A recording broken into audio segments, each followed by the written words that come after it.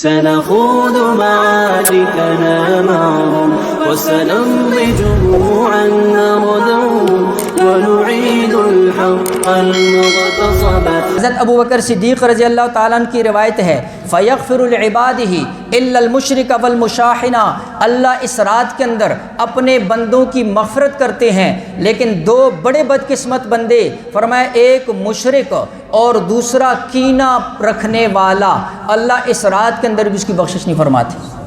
اور ایک روایت کے اندر آتا ہے وقاتل النفس، یعنی ایک وہ جو ناحق قتل کرنے والا ہے، ایک روایت کے اندر آتا ہے جو والدین کا نافرمان ہے،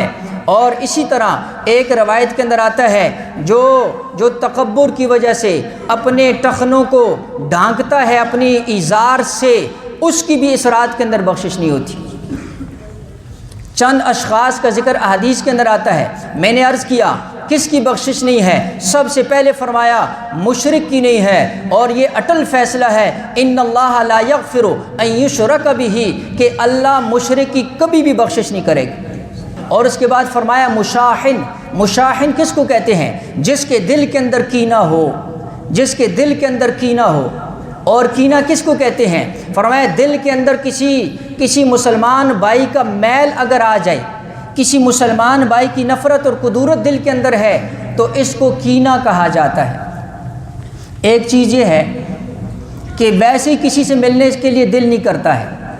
یا کسی کے پاس بیٹھنے پر دل نہیں کرتا ہے، یا کسی کے گھر جانے پر دل نہیں کرتا ہے، وہ اور چیز ہے، وہ کینہ نہیں ہے۔ کینہ کی علامات علماء نے لکھی ہے، کینہ کی علامات کے اندر علماء نے یہ لکھا ہے، فرمایا اگر تم یہ دیکھنا چاہو کہ تمہارے دل کے اندر کسی کے بارے میں کینہ ہے یا نہیں ہے، تو فرمایا سب سے پہلی علامت یہ ہے کہ اگر کوئی بندہ کسی کے عیب تلاش کرتا ہے اور اس کی عیب کے پیچھے لگ جاتا ہے، عیب جوئی کرتا ہے یا عیب گوئی کرتا ہے، اور اس کی کمزوریاں تلاش کرتا ہے، اور اس کو کمزوریاں تلاش کر کے خوشی ہوتی ہے، اور کسی کی کمزوری تلاش کر کے پھر لوگوں کو بتاتا ہے، تو علماء نے لکھا کہ یہ علامت ہے کہ اس کے دل میں اس بندے کا کینہ ہے، اور یہ اس بندے سے جو ہے قدورت اور میل اور نفرت رکھتا ہے، اس لیے اس کے عیب تلاش کرتا ہے۔ اور دوسری علامت علماء نے یہ لکھی کہ فرمایا کہ اسی طرح مصیبت میں کسی کو دیکھ کر خوش ہونا،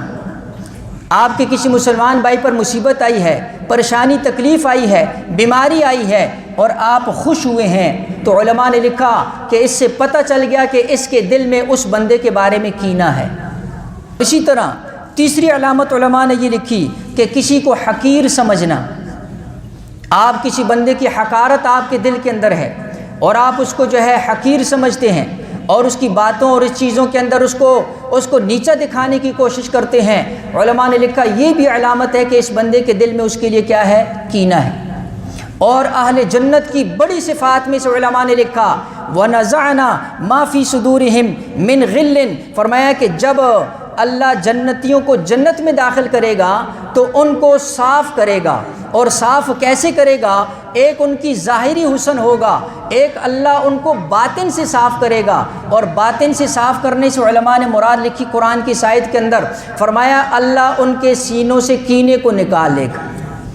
جنتی کے سینے میں کینہ نہیں ہوگا۔ اس لیے علماء نے لکھا کہ جو سینہ بغیر کینے کے ہے، سمجھ جاؤ کہ یہ جنتیوں والی صفات والا آدمی ہے۔